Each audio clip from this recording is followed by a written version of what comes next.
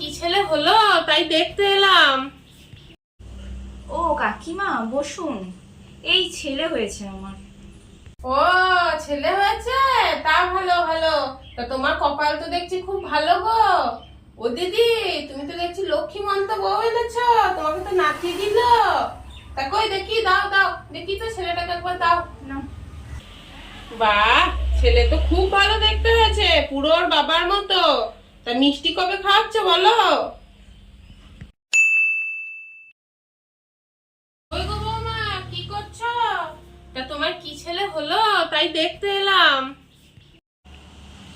ও কাকিমা আসুন আসুন বসুন, এই মেয়ে হয়েছে আমার। ও মেয়ে হলো, আচ্ছা।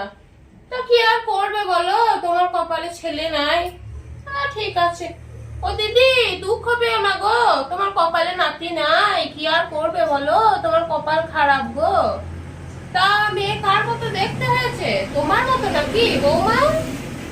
হ্যাঁ কাকিমা আমার মতোই হয়েছে। ও ঠিক আছে, একটু সাজিয়ে গুছিয়ে রাখবে। বেশ গো বৌমা, আমি উঠি। সন্ধ্যাবেলা আবার বাড়িতে লক্ষ্মী পুজো রেখেছি, অনেক কাজ আছে, আমি চললাম। আর দিদি, সন্ধ্যাবেলা যেও গো, লক্ষ্মী পুজো আছে বাড়িতে। হ্যাঁ, এখন আমি এলাম।